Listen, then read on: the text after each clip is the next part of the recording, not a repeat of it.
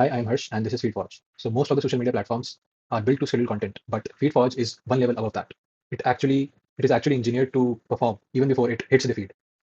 So the main problem today is content writers are literally blind. They just write the post, just post them, and just hope that it will work. But it actually gets buried down under the X algorithm. So to fix that, I have built FeedForge, which actually helps you to generate post, have a feedback loop, actually have a memory of whatever post that we have actually built before, and it also helps you to predict the engagement before actually posting it on the feed using X algorithm, which is currently open source.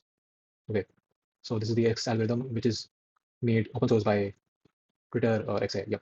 So now coming to the overall app overview. So this is the landing page. Forge helps you to post before it even ships. Okay.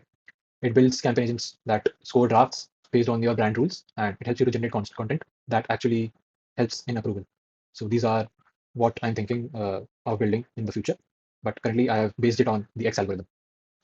So these are the features: one workspace for campaign content, and yep.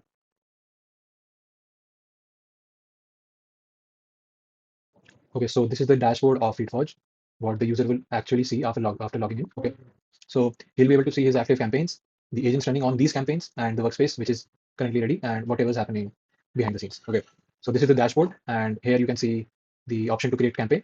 So it will redirect to the campaign creator page, and here is the form which helps you to actually know about whatever brand you're pursuing. Okay, so it will take your brand name, take your brand voice, how your actual social media is being handled, what is the background of the brand you are actually have, and after that, what is your ideal customer, what is your target audience that you're targeting, and the content rules and the guardrails according to that will generate a campaign for that. Okay, so I'll just fill it up.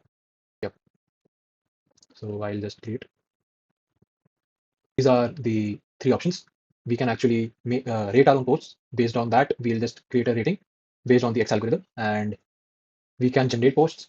So like if we want to launch, we have presets like launch pain point, many different presets, and we can actually choose from them, and we'll hit generate. So on the backend, it actually uses the git agent, which uses the open routers RL alpha model, which actually works on the 19 different parameters provided by the X algorithm, which I'll show in the system architecture. So these are the three generated ports that I have generated based on whatever I have chosen, and I can hit approve or reject based on that, and I can also write a reason for the rejection. Okay, so these will be stored in the library. Here I can see the post that I selected, and I can just click on it, and I'll be redirected to my actual Twitter page where I can just create a post from here. Okay, and if you're thinking that we are generating a post with 50 score that according to the algorithm, I can actually show you that if we actually go to the score a post function, it will actually show 50.